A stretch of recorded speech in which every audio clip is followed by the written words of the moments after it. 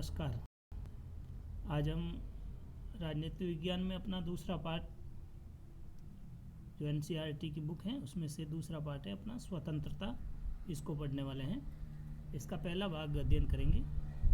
स्वतंत्रता अर्थात लिबर्टी शब्द है, अंग्रेजी का ये लिबर्टी शब्द का हिंदी रूपांतरण है स्वतंत्रता,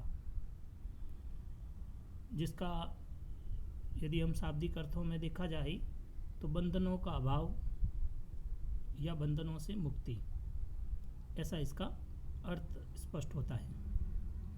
ये भी कह सकते हैं कि इच्छा अनुसार कार्य करने की छूट देना।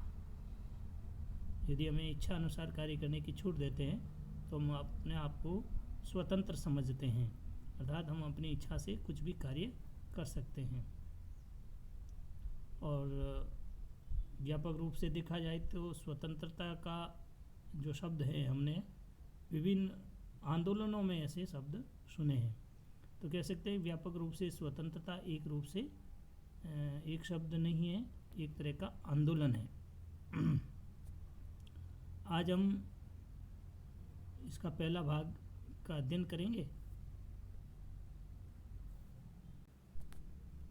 मानव इतिहास में ऐसे बहुत से उदाहरण हैं जब एक शक्तिशाली समूह ने कुछ लोगों या समुदायों का शोषण किया और उन्हें गुलाम बना दिया, उन्हें अपने आधिपत्य में ले लिया। लेकिन इतिहास हमें ऐसे वर्चस्व के खिलाफ शानदार संघर्षों की प्रेरणादायी कई उदाहरण भी देता रहता है, और वही उदाहरण स्वतंत्रता कहलाता है। ये स्वतंत्रता क्या है जिसके लिए लोग अपने जीवन देने तक को तैयार हो जाते हैं? सार रूप में स्वतंत्रता के लिए संघर्ष लोगों की एक आकांक्षा को दिखाता है, इच्छाओं को दिखाता है। वे अपने जीवन और नियति का नियंत्रण स्वयं करें, उनका अपनी इच्छाओं और गतिविधियों को आज़ादी व्यक्त करने का अवसर बना रहे। न केवल व्यक्ति वरन समाज भी स्वतंत्रता के महत्व को देते हुए और चाहते भी हैं उनकी संस्कृति और भविष्य की रक्षा हो। लोगों के विविध हितों और आकांक्षाओं को देखते हुए किसी भी सामाजिक जीवन को कुछ नियमों और कानूनों की ज़रूरत होती है। हो सकता है कि इन नियमों के लिए ज़रूरी हो सकता है कि व्यक्ति की कुछ स्वतंत्रताएं जो होती है, उस स्वतंत्रताओं की कुछ सीमाएं तय हो सकती है। लेकिन ये माना जाता है कि ये जो सीमाएं होगी वो हमें असुरक्षा नहीं देगी, असुरक्षा से मुक्ति प्रदान करेगी, और ऐसी स्थिति प्रदान करती हैं जिनमें हम अपना विकास कर सकते हैं। राजनीतिक सिद्धांत में स्वतंत्रता के बारे में अधिकतर चर्चा में ऐसे नियमों को विकसित करने पर केंद्रित रही है। यानी क्या कहना चाह रहे हैं कि स्वतंत्रता का अर्थ है कि व्यक्ति अपनी जो भी कार्य हैं वो कार्य अच्छे से कर सकें और दूसरों पर उनका नियंत्रण नहीं हो, स्वयं अपनी इच्छा से, जीवन की नियति से और अपनी इच्छा और गतिविधियों को आज़ादी से व्यक्त करने का अवसर उन्हें मिले, उसको आज़ादी कहा गया है। और ऐसी आज़ादी हर एक व्यक्ति और समाज चाहता है, जिसके कारण से वह अपनी खुद की और अपनी संस्कृति की और भविष्य की रक्षा चाहता है। और इसीलिए कह सकते हैं कि वह व्यक्ति स्वतंत्रता की ओर बढ़ता रहता है। कहते हैं कि सामाजिक जीवन में कुछ नियम जरूर होते हैं। जैसे हम देखते हैं संविधान में जो जैसे कानून बने हुए हैं, इन कानूनों और नियमों की ज़रूरत भी आवश्यक है। लेकिन ये नहीं है कि ये जो कानून और नियम बन रहे हैं वो व्यक्ति की स्वतंत्रता का हनन करेंगे या उनको असुरक्षा प्रदान करेंगे, बल्कि उनकी असुरक्षा से मुक्ति के लिए समाज के अंदर ऐसे कुछ नियमों की और कानूनों की ज़रूरत होती है, और यही नियम और कानून उनके विकास में सहायक होते हैं। राजनीतिक जीवन में ऐसे नियमों की समय समय पर चर्चा होती है जो सामाजिक रूप से आवश्यक सीमाओं और बाकी प्रतिबंधों के बीच अंतर स्पष्ट करती हैं। समाज के अंदर कुछ ऐसी जो जरूरी होते हैं, उन जरूरी आवश्यकताओं की सीमाओं को देखते हुए और दूसरे प्रकार के जितने भी प्रतिबंध है उन बीच में जो अंतर होता है, उनको अंतर को वो स्पष्ट करते हैं नियम। इस पर भी वाद विवाद रहा है कि स्वतंत्रता की क्या सीमाएं होनी चाहिए। यानी इस विषय पर भी कई बार राजनीति विज्ञान में चर्चाएं हुई हैं, विवाद हुआ है कि स्वतंत्रता की भी कोई एक निश्चित सीमाएं होनी चाहिए क्या, जिसके फलस्वरूप समाज में की आर्थिक और सामाजिक संरचनाएं प्रभावित होती हैं। यानी स्वतंत्रता की भी कुछ सीमाएं तय हैं क्या, जिसके कारण से समाज की जो आर्थिक और सामाजिक संरचनाएं हैं वो प्रभावित होती हैं। तो ऐसी कौन सी स्वतंत्रता की सीमाएं हैं जिनका हम समाज के अंदर कुछ प्रतिबंधों की या नियमों की आवश्यकता रहती है। ऐसे ही जो चर्चाएं हुई है, इस अध्याय में हम कुछ ऐसी चर्चाओं के बारे में अध्ययन करेंगे।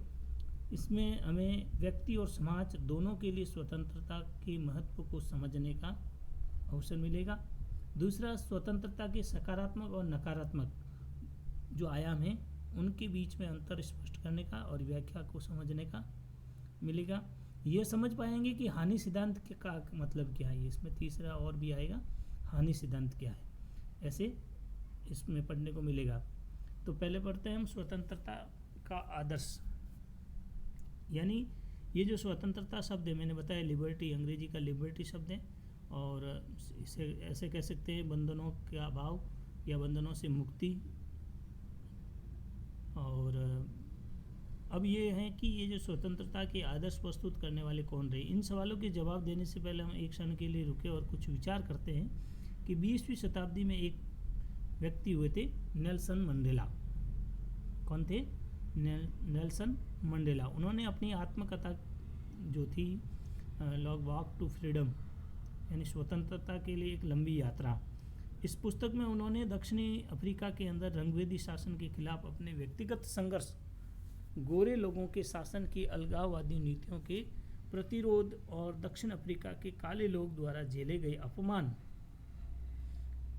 ऐसी कठिनाइयों और पुलिस अत्याचार की बातें की हैं। किसमें? लॉन्ग वॉक टू फ्रीडम, स्वतंत्रता की लंबी यात्रा की उसकी आत्मकथा के अंदर नेल्सन मंडेला ने दक्षिणी अफ्रीका के अंदर जो रंगभेदी शासन नीति थी, गोरे और काले लोगों के बीच में जो प्रतिरोध था, उन प्रतिरोध को अपनी आत्मकथा के अंदर लिखा। उस दौरान कितनी कठिनाइयाँ और कितना अपमान झेलना पड़ा काले लोगों को, साथ ही पुलिस द्वारा उनके ऊपर कितना अत्याचार हुआ, वह सारी बातें उन के अंदर लिखी गई। इन अलगाववादी नीतियों में एक शहर में घेराबंदी किए जाने और देश में मुक्त आवागमन पर रोक लगाने से लेकर विवाह करने से मुक्त चयन तक प्रतिबंध लगाना शामिल है। सामूहिक रूप से इन सभी प्रतिबंधों को नस्ल के आधार पर भेदभाव करने वाली जो रंगभेदी सरकार ने ज़बरदस्ती लागू किया था, मंडेला और उनके साथियों के लिए इन्हीं न्यायपूर्ण प्रतिबंधों और स्वतंत्रता के रास्ते की बाधाओं को दूर करने का संघर्ष उन्होंने अपनी लॉन्ग वॉक टू फ्रीडम, स्वतंत्रता की जो लंबी यात्रा की जो आत्मकथा है उसके अंदर किया। विशेषतः बात यह है कि मंडेला का संघर्ष केवल काले या अन्य लोगों के लिए नहीं वरन श्वेत लोगों के लिए भी था। यानी उन्होंने जो अपनी आत्मकथा में जो बात कही है, वह रंगभेदी जो शासन नीति थी, दक्षिणी अफ्रीका के अंदर सरकार थी, उसके खिलाफ उन्होंने आवाज़ उठाई थी।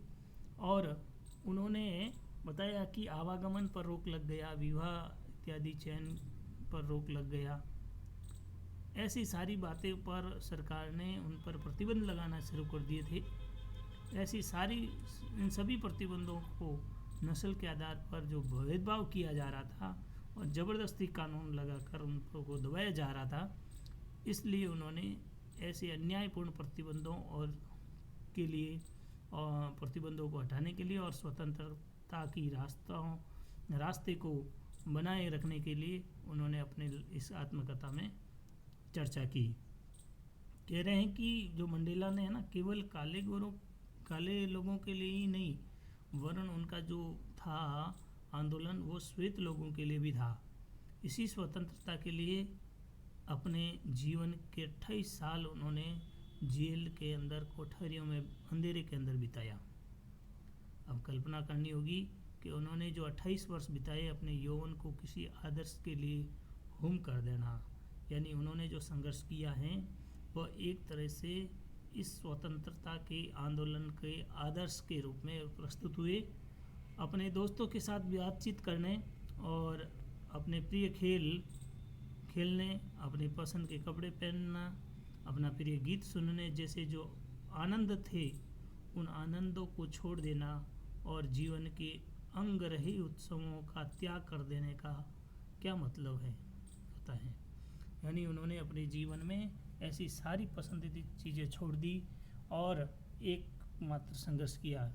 कल्पना करनी होगी कि ये सब छोड़ दिया क्योंकि आपने अपने लोगों की आज़ादी के लिए एक अभियान चलाया था और इस अभियान चलाने के कारण उन्होंने अपने खुद के आनंद के पल को होम कर दिया था, लगा दिया था। आपने एकांत की कोठरी में बंद रहना चुना और आपको ये भी पता नहीं पता कि आपको जेल से कब छोड़ा जाएगा। यानी नेल्सन मंडेला ने 28 वर्ष तक जेल में बिताए।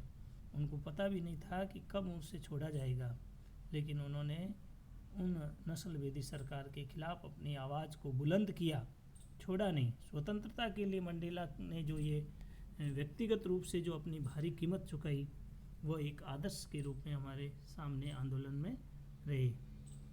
क्या केवल महान स्त्रियां और पुरुष ही स्वतंत्रता जैसे उच्च आदर्शों के लिए लड़ते हैं? एक प्रश्न है हमारे सामने कि केवल महान जो पुरुष होते हैं या स्त्रियां होती हैं वही एक स्वतंत्रता के लिए एक आदर्श के रूप में लड़ते हैं।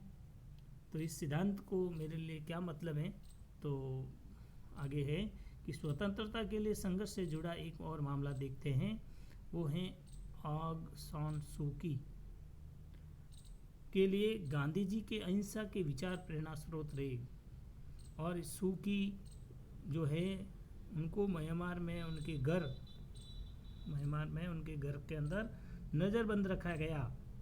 सू की अपने बच्चों से अलग, यहाँ तक कि उनके जो पति थे उनको भी कैंसर के कारण मौत से जूझ रहे थे, तब भी सू की को उनसे मिलने नहीं दिया गया। सैनिक शासकों को डर था कि यदि वह अपने पति से मिलने इंग्लैंड चली गई तो उससे वापस म्यांमार लाना संभव नहीं होगा, इसलिए इंग्लैंड में उसके पति थे उनको भी वहाँ पर नहीं जाने दिया। ऑग सान सू की अपनी आज़ादी अपने देश के लोगों की आज़ादी को जोड़कर देखती थी। यानी वह स्वयं चाहती थी कि जो मेरे देश के लोगों की आज़ादी में ही मेरी आज़ादी है। उन्होंने एक पुस्तक लिखी थी, फ्रीडम फ्रॉम फियर, फ्रीडम स्वतंत्र, फ्रॉम फियर भय से मुक्ति। वह कहती थी कि मेरे लिए वास्तविक मुक्ति भय से मुक्ति है। यानी भय से मुक्ति यदि व्यक्ति को मिल जाए तो वह अपने आप में पूर्ण रूप मुक्ति है और पूर्ण रूप से स्वतंत्रता है। भय से मुक्त होना बिना आप गरिमापूर्ण मानवीय जीवन नहीं जी सकते। यदि आप भय में जीवन जी रहे हैं तो आपका जीवन है जो अपने आप में गरिमापूर्ण नहीं रहेगा। आपको अपने गर्व नहीं होगा अपने जीवन पर। ये गहरे विचार जो हमने एक क्षण रुकने और अपने निहितार्थ समझने की मांग करते हैं। सूकी का कहना था कि हमें न तो बाकी लोगों के विचारों से और न ही सत्ता के व्यवहार से डरना चाहिए। हमें जो करना है उसके बारे में समाज के लोगों की प्रतिक्रियाओं, साथ के लोगों के मजाक उड़ाने से ही अपने अथवा मन के भय से नहीं डरना चाहिए। यानी वो कहते थी कि हमें किसी से डरना नहीं है, हमें जो भी कहना, हमें अपने विचार रखने हैं या व्यवहारों को व्यक्त करना है तो किसी से डरना नहीं चाहिए। हम समाज की जो प्रतिक्रिया है उन प्रतिक्रियाओं के साथ चलते हुए किसी भी तरह के लोगों के दूसरों को ये नहीं देखना चाहिए कि समाज के लोग दूसरे लोग हमारी मजाक उड़ा रहे हैं। ऐसा मन में कत्ता भी विचार न करते हुए और अपनी बात को व्यक्त करना चाहिए। इसके बाद भी हम अक्सर भय प्रदर्शन करते हैं तो ऑग सान सू की ने के अनुसार उसके बाद भी यदि कहते हैं कि यदि आप भय रखते मन में, आपके भय आता है, तो फिर वो कहते हैं कि इसके अनुसार गरिमापूर्ण मानवीय जीवन जीने के लिए ज़रूरी है कि हम भय पर विजय पाए, हम भय को अपने हृदय से निकालें, तभी हम अपनी बात को ठीक से रख पाएंगे। इसी तरह ऑग सान सू की और नेल्सन मंडेला, इन्होंने दोनों ने ही अपनी पुस्तक के अंदर एक स्वतंत्रता के आदर्श के रूप में, शक्ति के रूप में हम उनको देख सकते हैं। यही आदर्श हमारे राष्ट्रीय संघर्ष और ब्रिटिश, फ्रांसीसी तथा पुर्तगाली उपनिवेशवाद के खिलाफ एशिया अफ्रीका के लोगों में संघर्ष का केंद्र रहा था। क्या कहा कि ये जो इस तरह से नेल्सन मंडेला, ऑग सान सू की के जो आदर्श प्रस्तुत किए गए थे स्वतंत्रता संबंधी, उसी के कारण से इन सभी पुर्तगालियों के खिलाफ एशिया और अफ्रीका महाद्वीप के अंदर और संघर्ष हुआ है। अब हम पढ़ेंगे स्वतंत्रता है क्या। तो मैंने पहले बताया अंग्रेजी का लिबर्टी शब्द है, और सीधा सपाट हम उत्तर जब ढूंढते हैं तो बाहरी प्रतिबंधों का अभाव ही स्वतंत्रता है। व्यक्ति पर बाहरी प्रतिबंधों का अभाव हो वही स्वतंत्रता है। इस परिभाषा के हिसाब से यदि हम किसी व्यक्ति पर बाहरी नियंत्रण या दबाव न हो, वह बिना किसी पर निर्भर रहते हुए निर्णय ले सके तथा स्वायत्त तरीके से व्यवहार कर सके, तो वह व्यक्ति स्वतंत्र माना जाता है। ये स्वतंत्रता का व्यापक अर्थ है। हालांकि प्रतिबंधों का न होना, अभी हमने प्रारंभ में पढ़ा कि प्रत्येक समाज को और उन्नत बनाने के लिए या अच्छा बनाने के लिए कुछ प्रतिबंधों की आवश्यकता रहती है। हालांकि यहाँ पर बात कर रहे हैं कि प्रतिबंधों का न होना स्वतंत्रता का केवल एक पहलू है, केवल एक स्वतंत्रता का पहलू है। यदि किसी भी प्रकार का प्रतिबंध नहीं है तो मात्र ऐसा है कि वह उनको स्वतंत्रता जरूर है, लेकिन स्वतंत्रता का अर्थ व्यक्ति की आत्म अभिव्यक्ति की योग्यता का विस्तार करना है। यानी स्वतंत्रता उसको कहेंगे व्यक्ति की जो अंतरात्मा है या आत्मीय भाव है, उन आत्मीय भावों की अभिव्यक्ति कर सके वो और उसको आगे बढ़ा सके, यही स्वतंत्रता है। उसके अंदर की संभावनाओं को विकसित करना भी है। यानी उसके अंदर जो मन में इच्छाएं हैं, किस क्षेत्र में किस कार्य को करना है, कैसे आगे बढ़ना है, ऐसी कुछ भी संभावनाएं उसके जीवन में दिखती है और उन संभावनाओं को विकसित करने के लिए ये स्वतंत्रता होती है। इस अर्थ में स्वतंत्रता वह स्थिति है जिसमें लोग अपनी रचनात्मक और क्षमताओं का विकास कर सके। यानी स्वतंत्रता का एक अर्थ ये भी कह सकते हैं कि लोग अपनी रचनात्मक और क्षमताओं का विकास कर ले, यही एक स्वतंत्रता है। ठीक है ना।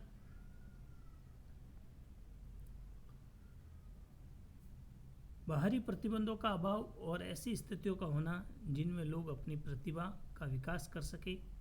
स्वतंत्रता के ये दोनों पहलू महत्वपूर्ण हैं। एक स्वतंत्र समाज वह होगा जो अपने सदस्यों को न्यूनतम सामाजिक अवरोधों के साथ अपनी संभावनाओं को विकास में समर्थ बनाएगा।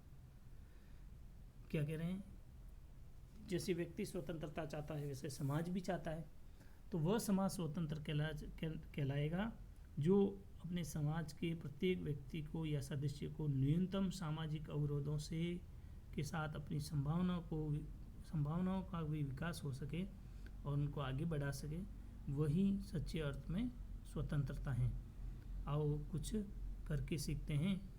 क्या आप अपने गांव, शहर या जनपद में ऐसे किसी व्यक्ति के बारे में याद कर सकते हैं जिसने अपनी या औरों की स्वतंत्रता के लिए संघर्ष किया हो? उस व्यक्ति के बारे में एक छोटा सा लेख लिख सकते हैं। इस लेख में ये भी लिखिए कि उस व्यक्ति ने स्वतंत्रता के लिए क्या खास पहलुओं की रक्षा का संघर्ष किया। यानी जैसे अभी हमने नेल्सन मंडेला और ऑग सान सू की के बारे में पढ़ा, उन्होंने जैसे स्वतंत्रता के ऐसे कुछ उदाहरण पेश किए, ऐसे कोई अपने इस क्षेत्र में कोई ऐसे व्यक्ति है जिन्होंने स्वतंत्रता के लिए संघर्ष किया है, तो उस संघर्ष का एक छोटा निबंध हमको लिखना